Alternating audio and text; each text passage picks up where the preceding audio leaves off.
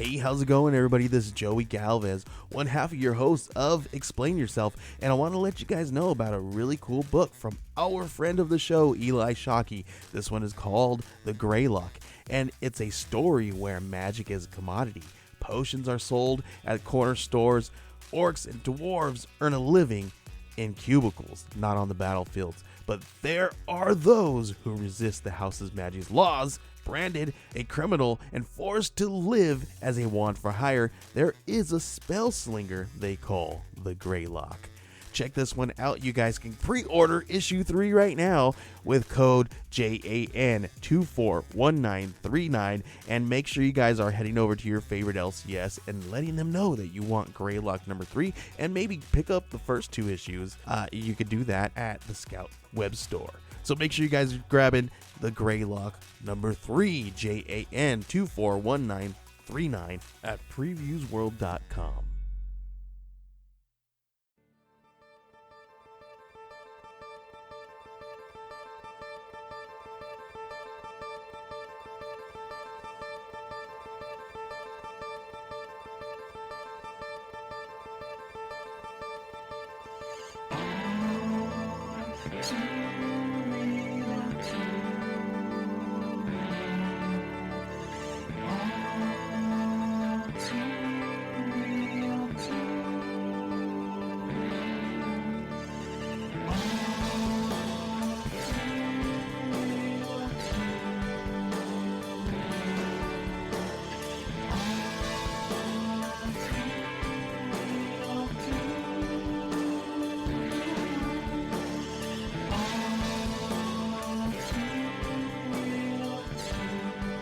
Hey everybody, welcome to the latest episode of All Too Real 2. My name is Michael E. Cohen II, and with me, as always, is... Sesame...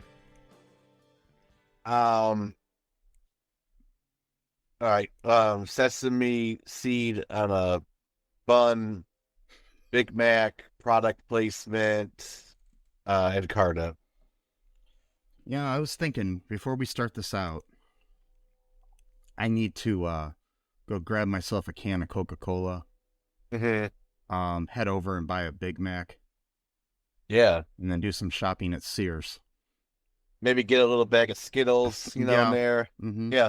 Some Dos Equis. It's some Dos Equis, yeah. Yeah. So, speaking of Coke, somebody was on drugs when they wrote this movie. Yeah, it had to have been.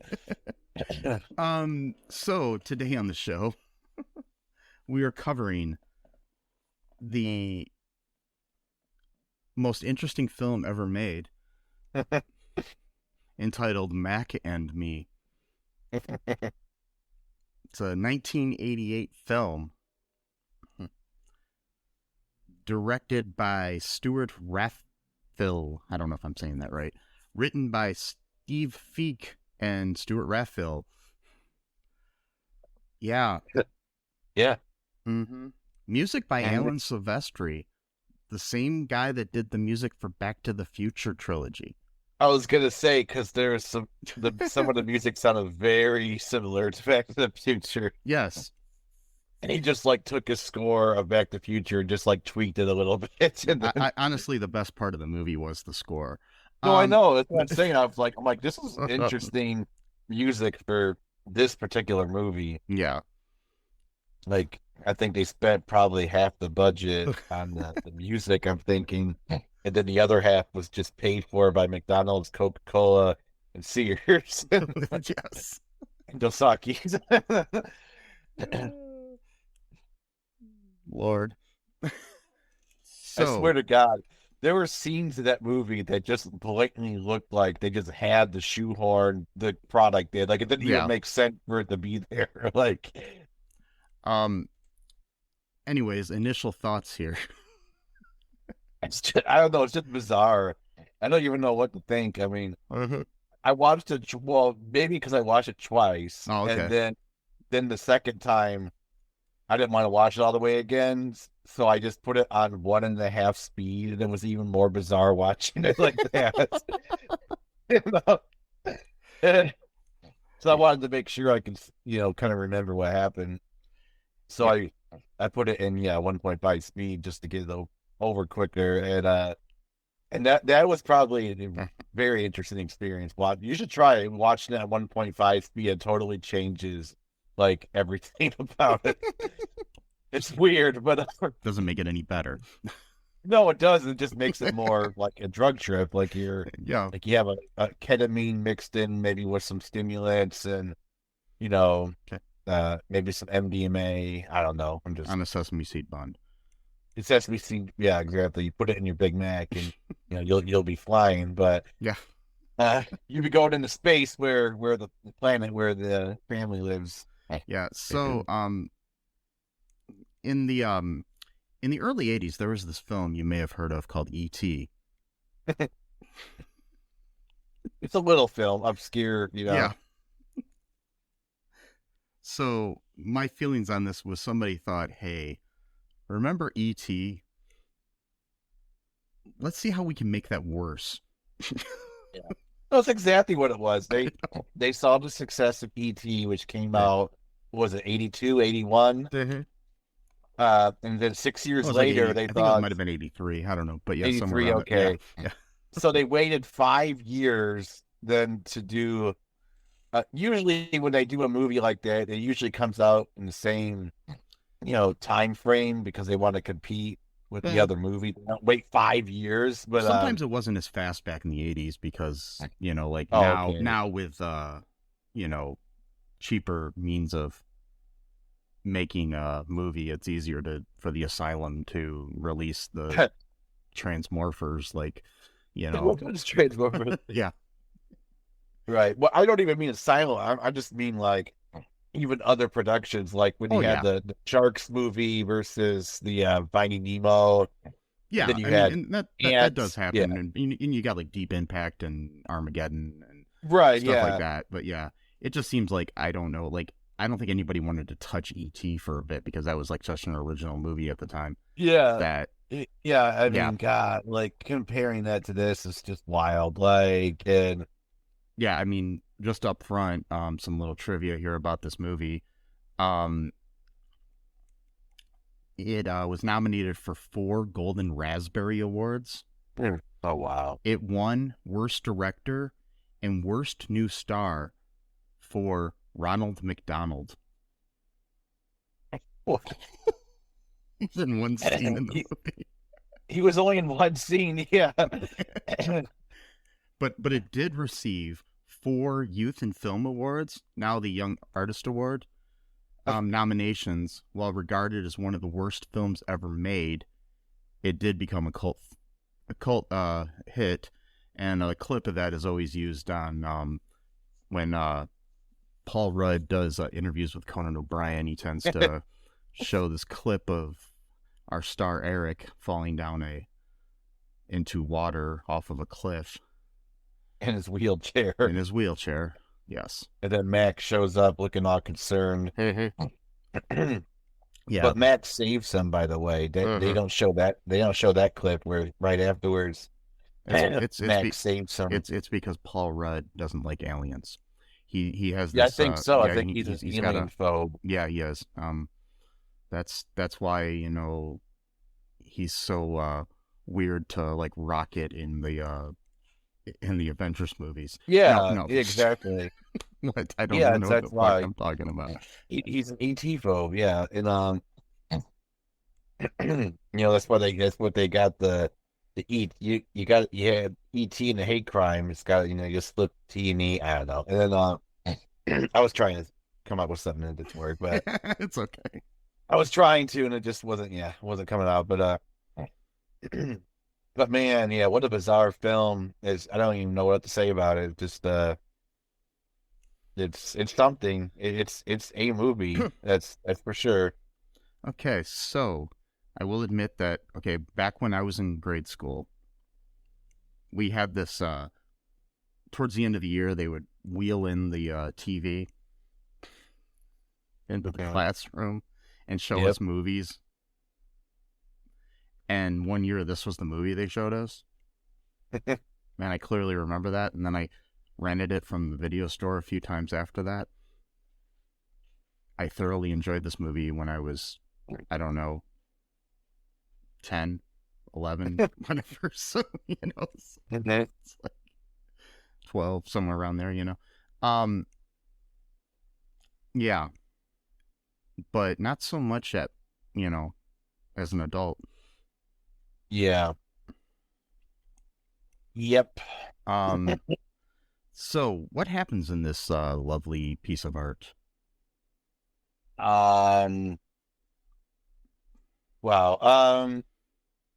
So as a family of aliens that live on a barren planet, seems like they're the only ones alive because I haven't seen anyone else. Mm-hmm. And they're looking for water. And I'm assuming it's actually Coca-Cola that's underneath the. Well, it could be Coca-Cola on a different planet, yes. And so the dad, I think, is looking for Coca-Cola. And right off the bat, I'm like, I don't think this is a very good father figure, because at first I'm thinking like, oh, cool, he found water, and he's gonna tell the family. No, he just drinks all the water for himself. And then he comes back to the family in one of those like not drones, what are they called? Like a It's like a like some kind of rover or something, like a like from NASA. Which I thought was interesting, 1988, because I didn't know they even had those back then. But and it's going to some kind of alien planet too. So it's like so some distant planet that they never said what it was or which. I mean, we just had the Challenger explosion, and now we're going to some distant planet shortly after that. Yeah, we're going to be using a rover to pick up a rock sample or something, and then they keep giving it more and more samples because they're interested in like what this machine does and stuff like that. And for some reason, which they didn't even explain up until this point, is that their bodies are like really like malleable and can go into different shapes. So they're like silly putty or something. Yeah, something like that. So the vacuum ends up sucking up the entire family, and then when they take it back to the plant or the lab or whatever, the machine's like off fritzing out and shit because there's like a family of aliens inside of it, and then they eventually shoot out. That's always the like when you call up IT, they ask you to turn on and off the the computer or whatever.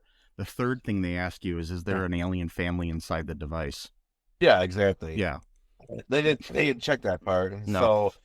So the machine exploded, and I was worried that like everybody else was gonna like die except for Mac, but no, the family just gets separated, and then Mac, he ends up running away and finds himself in like a Jeep kind of vehicle.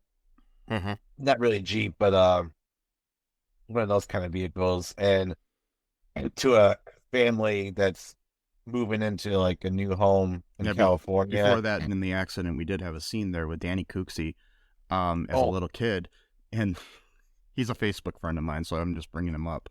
Okay. He was on Salute Your Shorts and other things, so yeah. He's a good guy. He was the guy that didn't tell the cops where John Connor was in Terminator 2. Oh, nice. So he's a good guy. I love that. I love the meme where it says like this kid saved the whole world by not ratting out the cops. I love that. So Mac, this is where we get our first product placement, I think, is Mac instinctively goes for Coca-Cola.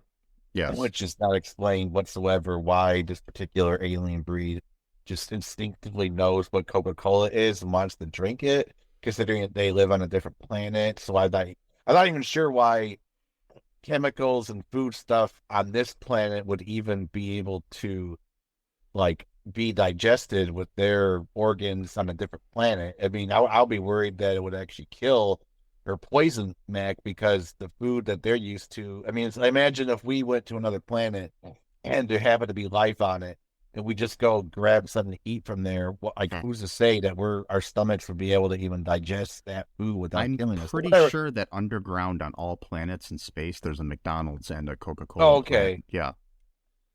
And they got to make sure they have the Big Mac and they maybe have Sears there. Maybe that's where they buy their clothes. Oh wait, they didn't wear any.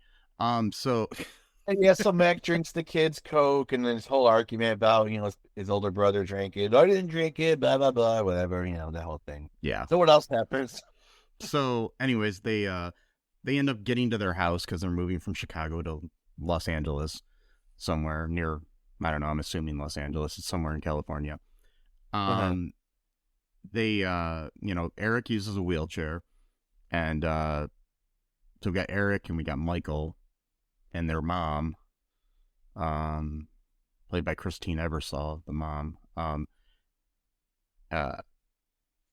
Eric is played by Jade Calegory, and Jonathan Ward plays Michael. Just giving them credit. Well, yeah, because I'm sure they want it. Well, I mean,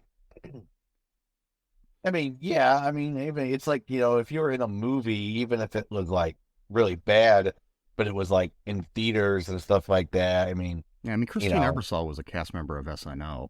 So right. I would like credit, even if the movie was not good, the fact that I was in a movie that was like released and theaters worldwide. So that's nice of you to give them to credit. I doubt that they'll listen to this, but it's nice for you to, I'm sure that Christine Ebersol listens to every episode of our show. Well, she might. I don't know, maybe she does. But I got one comment though before you take this thing apart, because when I first saw it, I was like, oh my God. Like, so the whole thing is like, so they moved to California and immediately they go into the whole like, oh, California is a weird state to live in, bro. Look at all these hippies or whatever. Because like their next door neighbor is like underneath a tent and is like I'm trying to talk to the Earth Spirit or whatever. I think it was like a teepee actually. So was that what it was? Yeah. Oh, okay.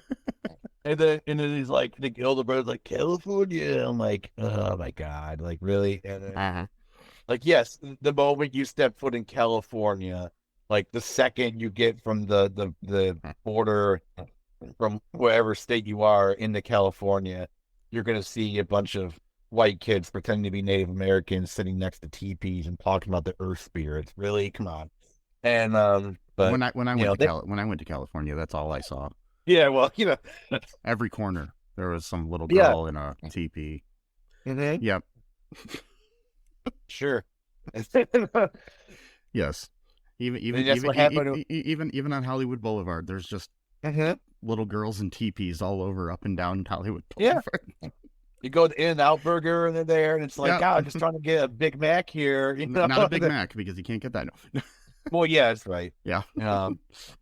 You can ask for the Mac and Me burger, and they'll know what to give you. But yeah, it's alien on a bun. Anyway, so oh God. The no sesame seeds though. No, that ruins the taste. Yeah, no.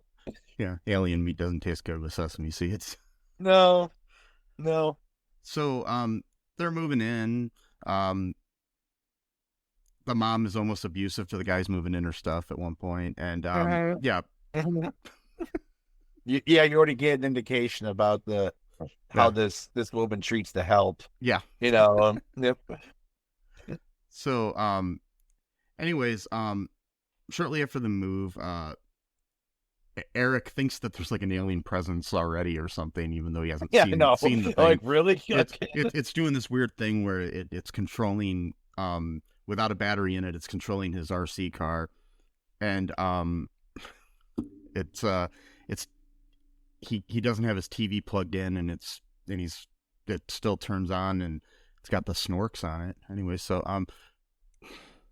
yeah, the Snorks, which was like an underwater Smurfs ripoff. That used to be on Saturday mornings. Anyways, so he also has this, just letting you know, in the scene when he's moving in, he has this really huge Chicago Cubs teddy bear that's like 4 foot tall. Yeah. It Yeah, comes this in will be play coming. later in the movie. Yes, it does. So, anyways, eventually, after falling off a cliff and Max saving him, he sees, he sees the alien, which he refers to as Mac, which means what does it mean? Mysterious alien creature. Yes, that's it. Yeah, because they couldn't use extraterrestrial or alien life form because those have already been taken by E.T. and Elf. And right. And they figured, oh, since McDonald's sponsored this and gave half our budget, we'll call them Mac because they got a Big Mac at McDonald's. Yes. And then that will sort of like subliminally make you want to have a. God damn it! Now I want a Big Mac. I don't even like Big Macs, but yeah, I want one, and I've never even had one. So they're not great. No. To be honest, they're not good. They always look bad to me, so I've never eaten one in my life. So I mean, just my opinion, they're not that good. I don't know. Like if you want a burger with 3 buns, your best bet is getting yourself a Big Boy at Frisch's or Big Boy. Yeah. If you want that 3-bun burger and you want that special sauce, way better than the shitty ass Thousand Island. Probably crap even they better put on if you just Big make Mac. one yourself at home. Well, you can make one, sure, but yeah. So, anyways, so Eric tries to catch the alien having issues. He can't do that. He nearly drowns, and the alien saves him. Nobody believes him about it, except for the little girl next door, and eventually his brother. Because later that night, he sets a trap to get his new friend. And Debbie, his little friend from next door, the cultural appropriating little girl. I mean, she's like 7. Okay, I think we should give her a break. Okay. She didn't know that it was wrong to do that in 1988. So okay. Yeah, I'm sure adults didn't either. Anyway, so well, sure, true, yeah. If you had any inkling whatsoever, like, yeah, this kind of looks wrong. I don't know. So they end up trapping Mac inside of a vacuum cleaner because that's the best way to treat a visitor to your house. I trap all my friends in vacuum cleaners. I don't know why they did. Yeah, whatever. And maybe the vacuum cleaner was another product placement. Yeah, that particular brand. Whatever. But they after the alien's released, Michael sees it and he believes that there is an alien. But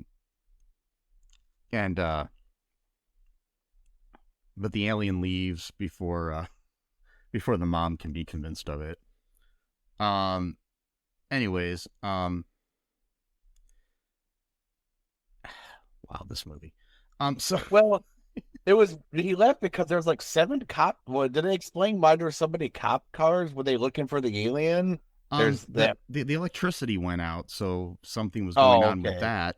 But this guy that was looking for the alien on the highway towards the beginning of the movie, he was there, and Michael notices him. So he's like, "Why is the dude from the highway here?"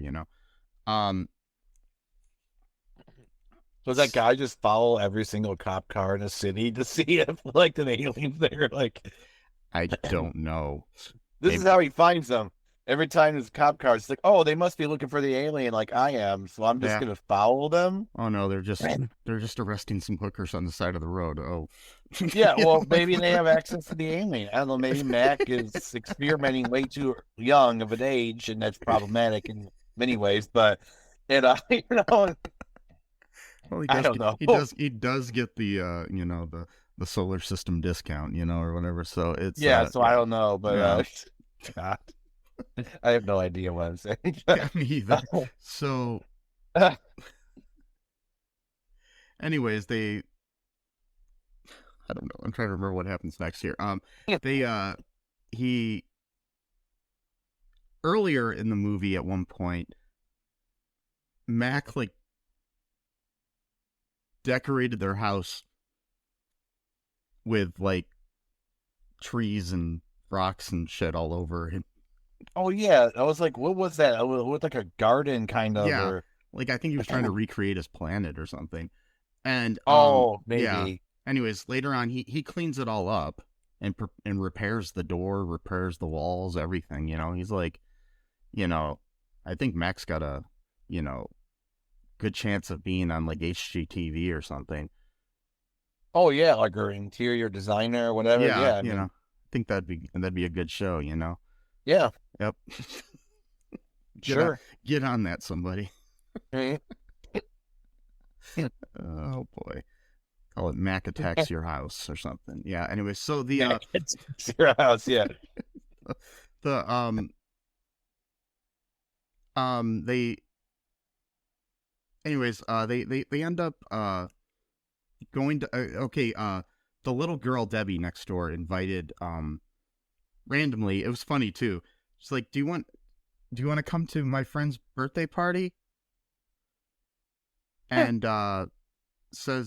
he says yeah. She gave no details about it, like nope, when and where it was. And she's like, all right, see, yeah. Like, okay. So it turns out that it's going to be at McDonald's.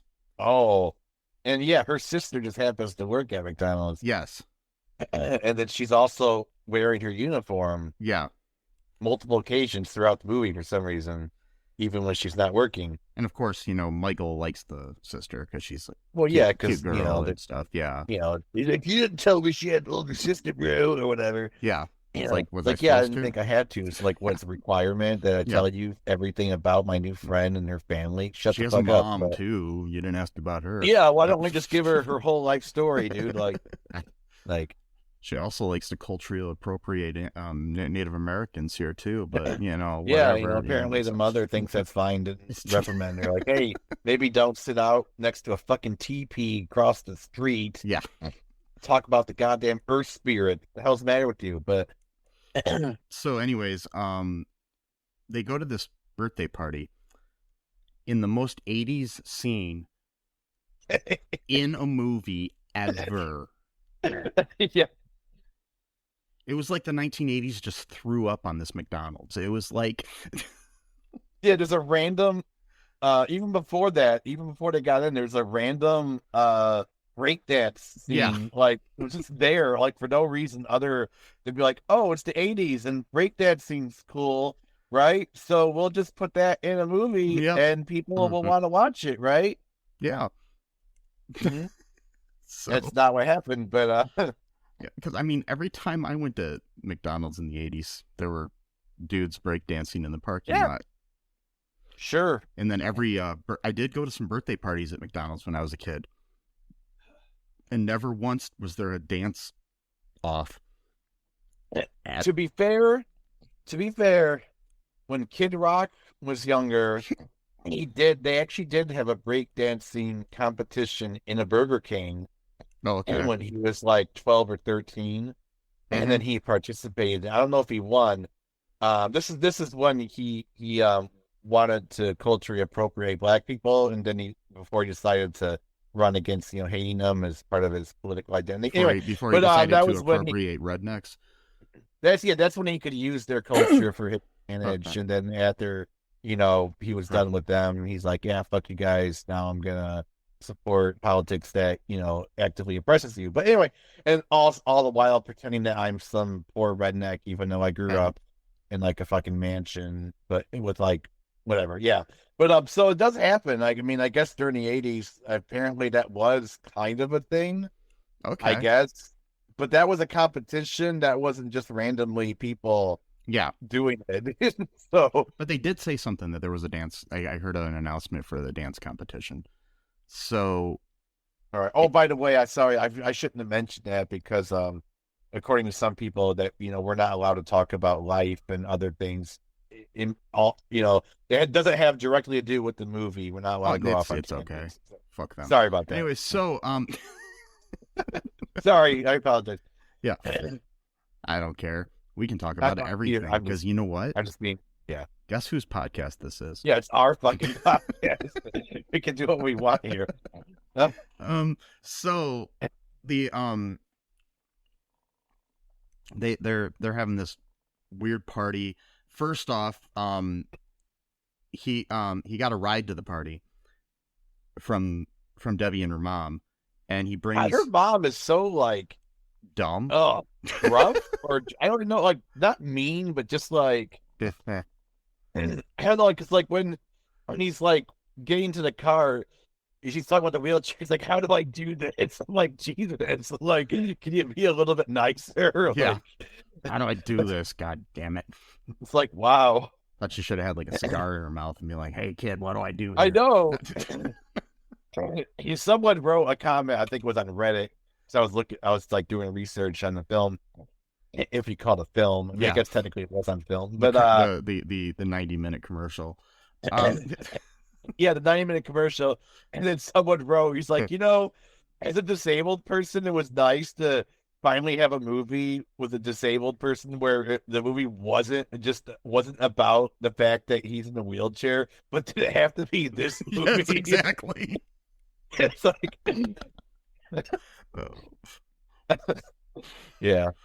I mean, the Jade Calegory, he was like this like representative of like for spina bifida and stuff like that in the 80s. He like did a lot of charity work and stuff after he got cast in this movie, and he was on General Hospital for a little bit too, I guess. I don't know. Okay. So yeah. Anyways, but yeah, anyways, Eric's brings Mac with him because they don't want to leave Mac alone at the house because the FBI's looking for him or whatever. It seemed like scared the fuck out of me. Yeah. And so why he's taking a little bit of time to get into the car that boggles the mind of Debbie's mom. I guess he's taking all of the stuffing out of his teddy bear and turning it into a 4-foot teddy bear costume that he can put Mac inside. The Mac bear. Yeah. They don't show this scene when he does it. I thought that would have been an interesting scene to see him putting Mac inside the bear. Yeah, that would have been cool, but no, they didn't bother with that. No. So no, we're stuck in the car with Debbie and her mom. And the whole time, yeah. The just watching them in real time talking in the car. It's like, okay. Like, we don't need that. I mean, there's like so many scenes in this movie that just like go on way too long. But anyways, he brings the bear in, and she asks him how long he's had the bear, and he says forever. And then it was like it starts moving. It's like, is that moving? And it's like, yeah, it's one of those new mechanical bears. It's like, I thought you said you had it forever. And he says, oh yeah, but we just put new microchips in him. She's right, microchips. Like, what? What does that mean? And then like Debbie's just like, she's like, oh, cool. Like, has no idea. Yeah, he's just lying to her or some shit. But oh no, Debbie knew it was Mac. So, oh, I'm sorry, I meant Debbie's mom. Debbie, yeah. Sorry, yeah. So she's like, okay, cool. This is like Teddy Ruxpin, but yeah, because she made another comment too before that. It's like, isn't he a little old for a Teddy? It's like she's just so full of judgment and prejudice against the kid. And then another weird thing about the whole like weird ideas about other states. I guess it was kind of funny. Like, oh, California, she's a hippie, pretending to be a Native American and culture appropriating. So then like they had to like do it the other way, where she's like, Debbie's like, oh, he's from Illinois. I'm like, okay, is there a cultural stereotype of kids in wheelchairs who have large teddy bears? Is that like an Illinois thing or a Chicago thing? So I've never heard that in my life. That must be a new stereotype. All the times I was in Chicago, every kid I saw there had a teddy bear and a wheelchair. I guess so. It was this, every kid. Yeah. They're on every corner. They had microchips in it, I guess, or... I mean, I would have settled for a battery, but why did he go straight to microchip? Like, was that another sponsor? Did the microchip factories or companies like their whole budget just came from product placements? Like, so anyways, they go to this party, and Ronald McDonald makes a cameo appearance that he won a Razzie for, and Why? He wasn't even that bad in the know. scene. Like, He was just doing anything. playing himself. I mean, like, he didn't do anything bad. Like, he wasn't acting stupid or whatever. What did they expect him to get into this like real dramatic scene where he just acted the he, shit out in of a it and started yeah. shooting up heroin in the middle of the McDonald's or something? And... the heroin experience of the heroin addict, Ronald McDonald. This is where all the charity money goes to. Needle in his arm. Like, you know, it's like... There's a room in the back of the Ronald McDonald house that nobody goes into. Wow. Ronald and Grimace are back there just snorting coke and huffing pain gasoline. And... Wow. Dark times for the Ronald. Anyway, so the would have been more interesting if that was in the movie. But the good thing about it is they're loving it. Yeah. Anyway, so yeah. So we've got this party over with and stuff, and they leave, and anyways. No, you forgot about the whole dancing thing with Mac dancing. But Mac dances. Anyways, they have this big dancing thing that includes even the like high school football team. And, yeah, they show up. and then the like FBI is there. Looking they got a tip on the dancing alien, and yeah, because they all knew. McDonald's that if you notice the menu does not have any prices on it. Oh, really? Interesting. Yeah, I think everything at that McDonald's was free. That explains why there's so many people there. Yeah. So, I'd be dancing too if I can, get a free Big Mac. Or maybe that's how they pay through dancing. Yes. I don't know. It's like, you want some chicken McNuggets? You're gonna have to dance for them. Yeah. You want a Big Mac? You're gonna have to do you gotta dress up in this weird Teddy costume. Dance on the counter. Your name's gotta be Mac, and then dance on the counter and you get an extra fry. But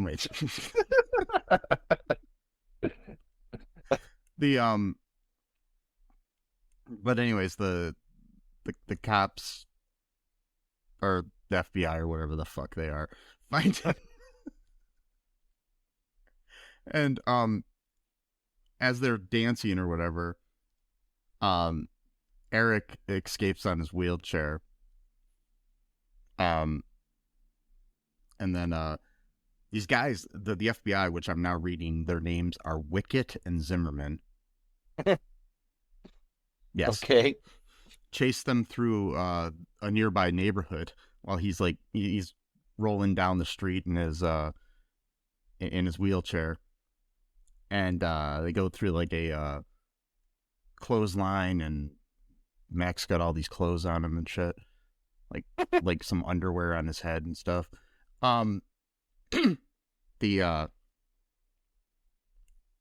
Anyways,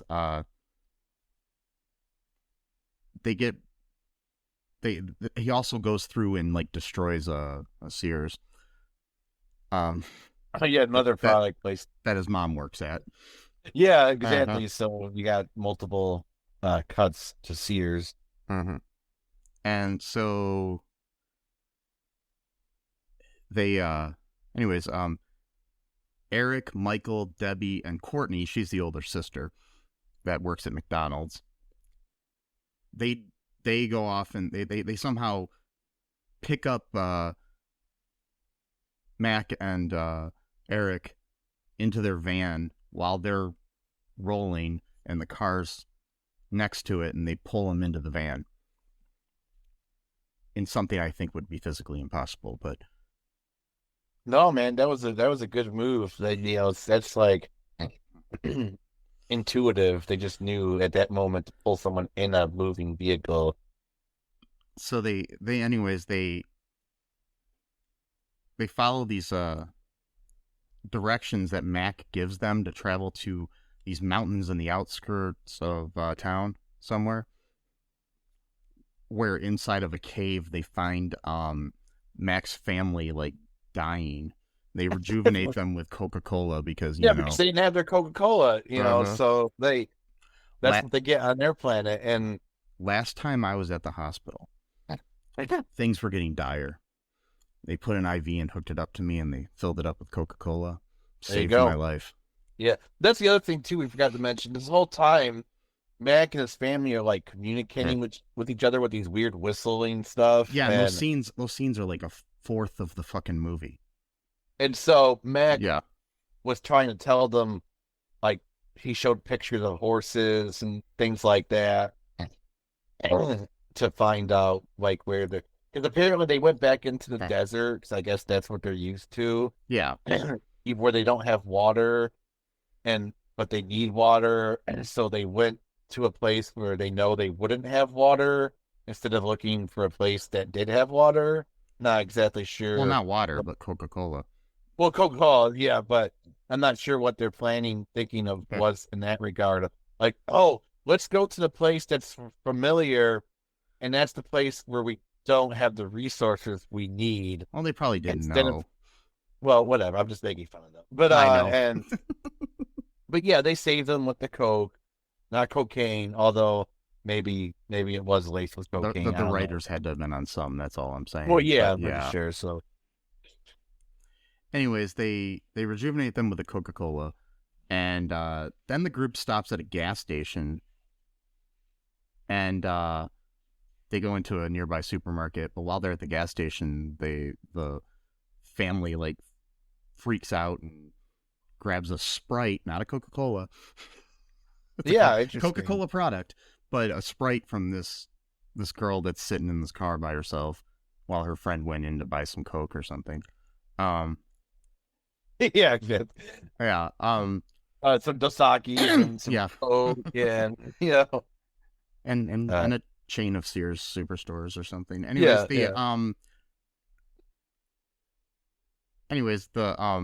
they climb out of the minivan and go into the supermarket, causing a panic in the supermarket as they try to get Coke in there. It's funny, I did see like Pepsi logos in the background, and I was like, "Whoa, that's weird." In the grocery store. Yeah. So, the restless aliens climb out of the minivan. They go in there. The Mac's father steals a gun from a security guard. And then the police show up like right away because that's they're on how standby, fast. you know? Mm-hmm. And they this scene is so ridiculous. Sorry, go ahead. There's like a shootout with the aliens. I guess. I keep telling them to like put down the Coke. Michael's telling the cops not to shoot because the aliens they're harmless, even though the dad's got a gun in his hand. Yeah. And they're like, "Get out of the way, boy!" And he's like, "No, they're not gonna hurt you." And then there's a huge explosion. Yeah, that blows up the entire store. It blows up the entire store somehow. No explanation as to how it started either. No. And then what's his name? The kid in the wheelchair guy's name. Yeah, Eric. Eric is sitting in the middle of the parking lot during the explosion. And then the explosion knocks him out and kills him. It's like the most dramatic scene in the whole movie all of a sudden. Like, what the hell? So in the original cut of the movie, he didn't get killed by the explosion. The father accidentally shot him. Wow. Yeah. Suddenly the movie became a drama in the last 15 minutes. Yes. And so basically the kid's dying, and then their mom arrives by helicopter with the help of Wicket and Zimmerman. I don't know why, but those names are just weird to me. Yeah. Just together, not separately, they wouldn't be, I don't think.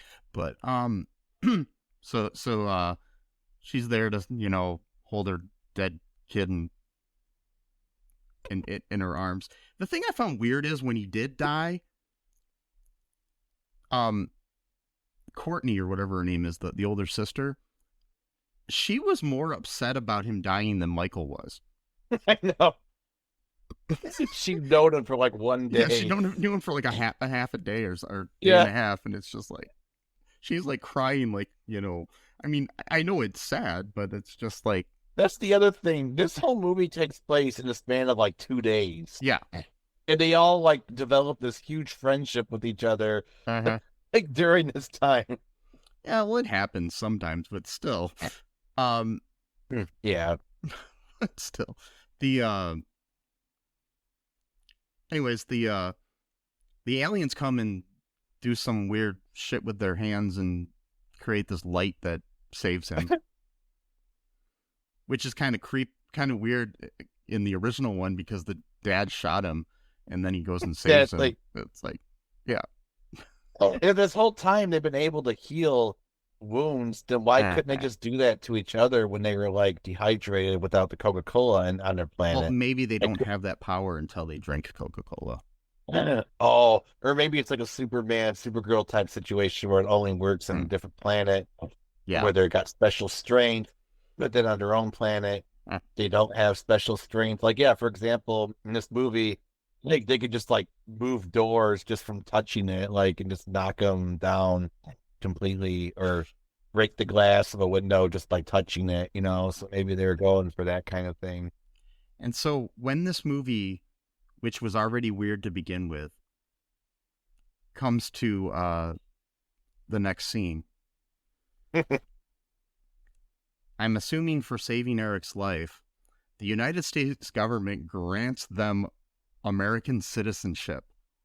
The whole alien family is sworn in. The fastest track to citizenship that's ever been in American history. Yes. It's been like 3 days. They're like, you're it. You're citizens. Go on. Do what you want.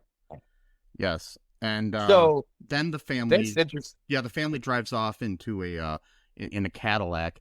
And I'm gonna mention the fact that the family and Eric and Michael and stuff are in the car, and I'm gonna mention the fact that the dad is driving a fucking car.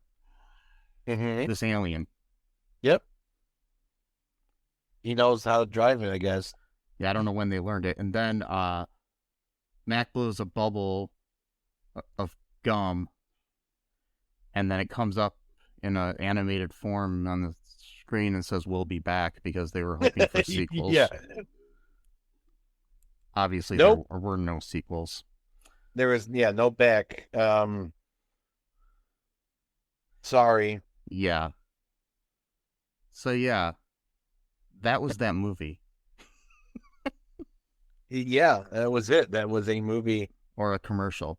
I just thought that they had the gall to actually think that they would make a sequel. Yeah. Like they edited that movie. They had the final product. They did like maybe some trials where they showed some people here and there at like theaters, and they're like, "Yep, nailed it. We're definitely going to get a sequel out of this." Like, wow, like that takes some balls, like, or some ovaries, to like wow. You got some confidence there, man. Like, where you're like, oh yeah, we nailed it. A great special effects team, great product placement. Who knows? Maybe Coca-Cola would give us upfront money for the second movie, and then I don't know, because there was like some betrayal there with the Pepsi products in the background. Maybe they're getting some back end sponsorship. Pepsi. I don't think Coca-Cola's gonna take too kind of that, but I would like either that or they just couldn't cover them up. They forgot to cover them up in the back of the grocery store that they were filming in. I mean, that is possible, but I like my theory better because it's funny. It's more conspiratorial, but I mean, goddamn, like, and also too. So the sequel was going to be a more dramatic movie where it was going to be more about the prejudice that the aliens face from the human community, and then also to make things more nuanced. That a lot of the prejudice was actually coming from minority communities as opposed to white people, and the reason why is because it's like, oh, like they get citizenship after being here for 3 days and drinking all of our Coca-Cola, but like everyone else, like if we're Mexican or from Africa, we gotta go through like this huge thing, so it's it's prejudice, but it's like deeper prejudice, because like, whoa, it's actually like the Mexicans and the black people don't like the aliens, but the white people are like, whatever, so it's like, yeah, it's whatever, because you're a privileged piece of shit, who doesn't affect you in any way, And then you get to, stick your nose up to like, oh, these minorities, they're so prejudiced. We're so superior to them. It's like, fuck you. And that would be the second movie. And then and then the dad replaces Tucker Carlson on Fox News. yeah, yes, it's Macker or Carlson. I don't know. And then So, do you want to hear some little bit of trivia from this movie? oh yeah, sure. Okay, here's a few things that I found on the Internet Movie Database. The McDonald's scenes were all shot in City of Industry, California, just outside of Los Angeles. The set was a real McDonald's built specifically for crew member training and television commercials. So that probably explains why there was no prices on the menu. And why they had the breakdancing, because during training they have breakdancing back then. So Yes. Every McDonald's employee needed to know how to break dance. they needed to know how to breakdance to make minimum wage. Yes. Yes. And it was so everything inside of this McDonald's worked, but it never served a real customer when it wasn't being used. It was locked up behind a chain link fence. So it was torn down and rebuilt in 2006, probably with a new McDonald's design. yeah. Part of the film's box office intake was donated to the Ronald McDonald House Charities. Okay. So like all $8,000 it made was going. That's nice. Mm-hmm. Some of it made more than 8,000. It made $6 million out of a $13 million budget. So yeah. Yep. So Less than half.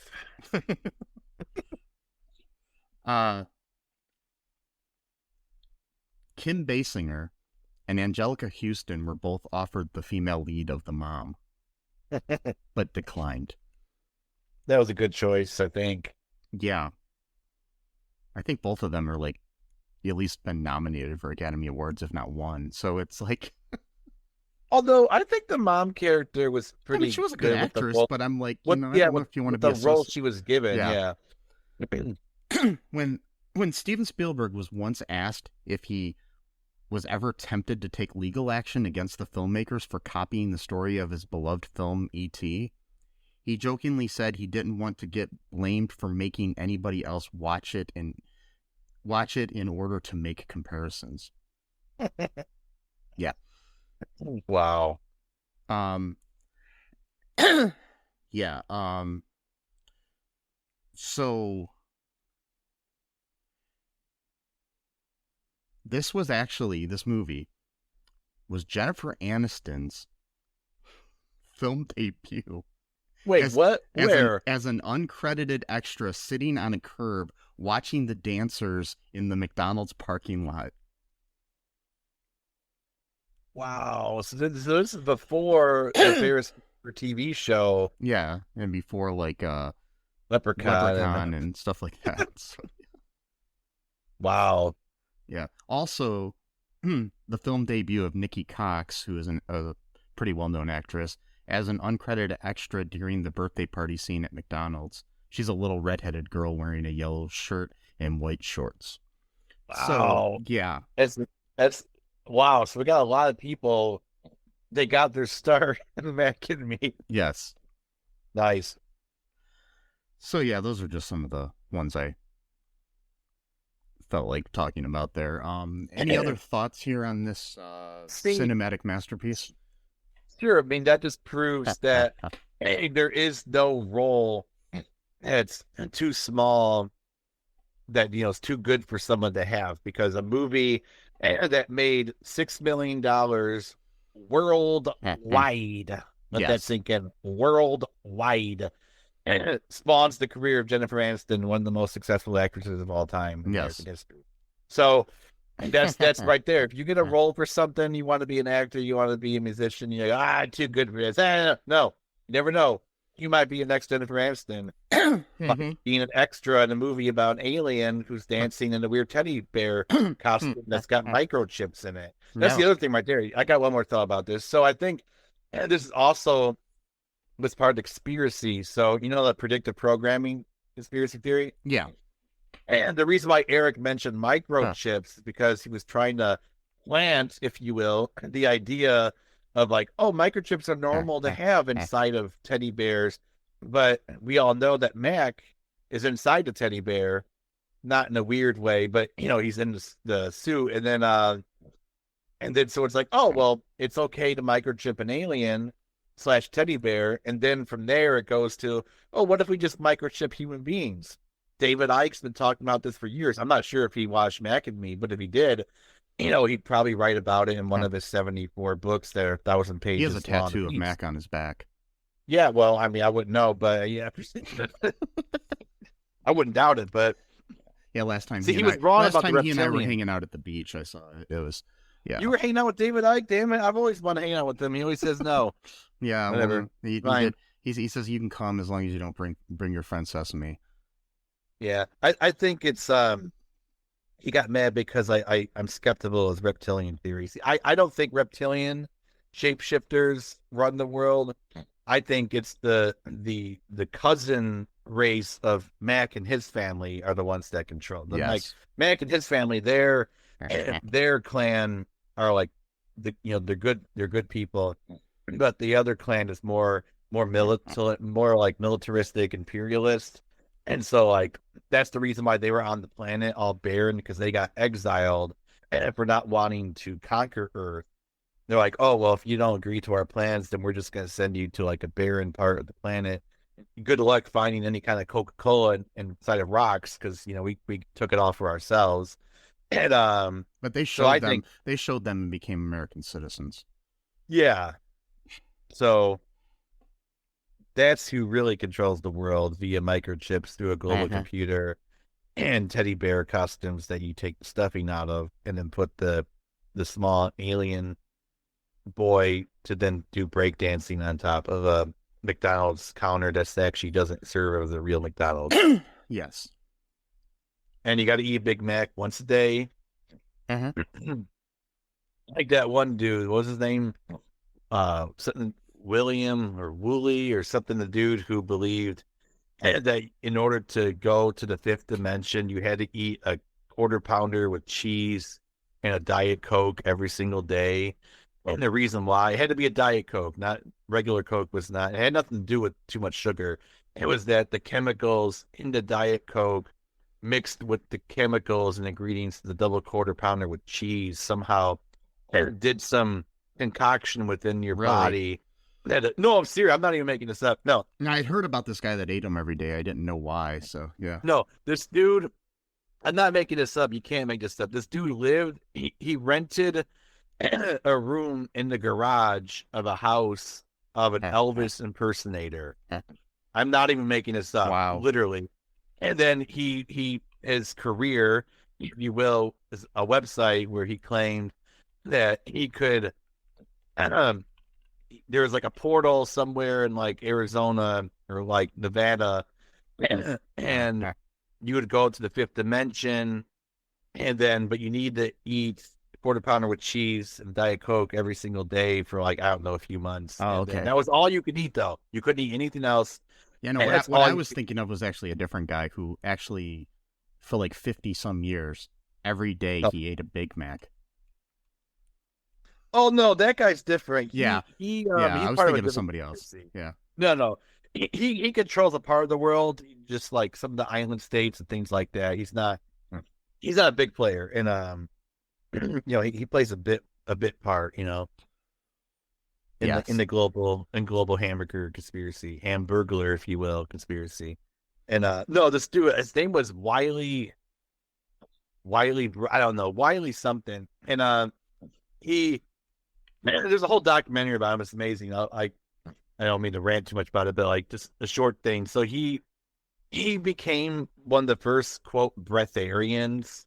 These people who believe that you don't actually need to eat food as long as you like master certain breathing techniques, that you can get all the nutrients you need just from meditation. Wiley Brooks. Yeah, Wiley Brooks. There we go. Yeah. And he had like a little moment of fame before that where he lifted a bunch of weights despite being like super skinny. And it was on a TV show called like That's Incredible or something like that. And then after that, he became a breatharian. And he was one of the first ones to bring this into, public consciousness. So you got to give him credit for that. He was really, ahead of the times and that. But then he was caught buying a bunch of junk food from a gas station and room service at his hotel, eating hamburgers, and they're like, hey, "Oh, Mr. So and So doesn't need to eat food," but yet we saw him buying like Twinkies and Ho Hos from the gas station. So then he changed his ideology to, "Oh, see, people can choose to eat food, and we just don't have to." And then his philosophy evolved from that to, excuse me, human being. I'm not drinking Coke right now, so I'm getting a sore throat.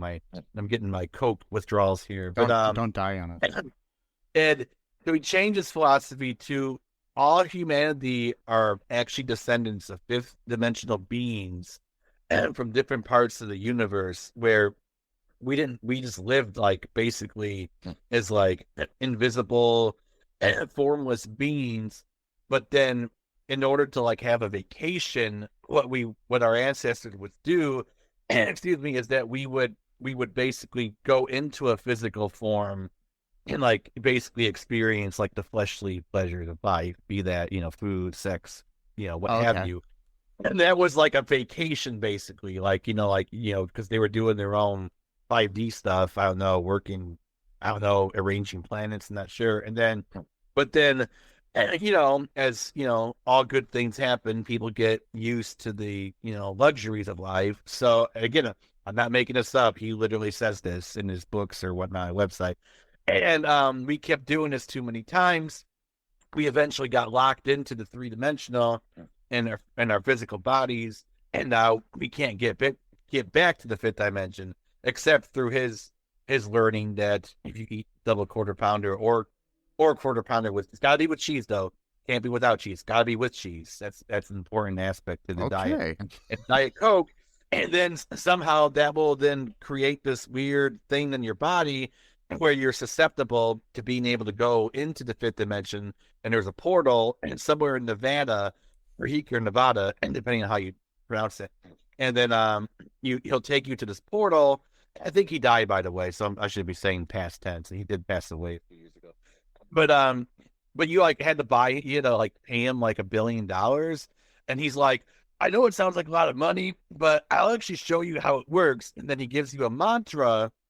I don't know if it's from Hinduism or just something that he made up. And then you gotta repeat this mantra. Again, I'm not making any of this up. This is straight from memory here. And then you repeat this mantra a certain number of times a day, and eventually you're gonna manifest all this money. And so it's not that he needs the money or need the money. He just did that so you could prove to yourself that, if you do the mantra, you can come into a whole bunch of money, and then that can prove to yourself that, oh, I can actually create my own reality. I am a 5D spiritual being. And this was sort of just like a training wheel exercise to get me used to the idea that I can manifest anything I want. And since most people are accustomed to liking money and to thinking that like having a lot of money sort of like proves that they're like a good person or whatever, this then psychologically will allow them to jump, into the portal, metaphorically, this portal, into the real portal, which then he'll show you in Nevada. And then right before, he'll show you, oh yeah, the portal's right there. And then he'll shoot you in the head, when your back's turned to him. And then he'll steal all the money that you earned from the mantra they gave you. And then that way he didn't need to live in the garage of a Elvis impersonator. It was all scam. And it worked brilliantly, but... Well, I think that would make a better movie than Mac and Me. Yeah. Everything I said, by the way, is true besides him shooting the guy in the back. Yes. This is literally what he But it would make a better movie than Mac and Me. Oh, I mean, I would hope they would make a movie like oh my God, can you imagine that? Where like instead of an Elvis impersonator, let's say it's like, David Lee Roth impersonator, and this guy's living in his garage, and he just gets this idea one day to start a website. He's like, what if I like said that like we're all 5-dimensional beings? And then like, in the background you can hear like the guy singing like, Jade or whatever, I don't know the lyrics of Van Halen, but like, or no, Jamie's crying, and he's sitting there like, typing on his little computer or whatever. He's like, can you knock it off there? I'm trying to do my website. And then like he's like, hey, whose house do you live in? May I remind you? And he's like, ah, damn it. You know, I don't know. And then we'll work on it. But Okay. Well, anyways, yeah, we should probably wrap things up here. Yeah. Yeah. Thanks, folks, for listening. If you want to find out any more information about our show, check out all2real2.com. Also, check out all of our social media websites. You can link to that in there. Check out our TeePublic, our Patreon. Any other ways you want to help us? If you want to help us, go ahead and share the show. On buy any some kind of social microchips from us. Yeah, buy some all too real 2 microchips and teddy bears. And make sure you're drinking your Coke and eating your Big Macs and shopping at Sears. Well, Sears, no You can't longer. really do that. But find a way to do it, man. Anyways, and while you're at it, somehow find a way to reopen Hills Mall. Yeah. And until next time, folks, remember that I love you and Sesame loves you. And bye-bye. Thanks for listening to All Too Real 2 podcast, a Cullen Park production. Produced and edited by Michael E. Cullen II. Music by Matthew Hawes. Subscribe and share the show. Visit us at cullenpark.com.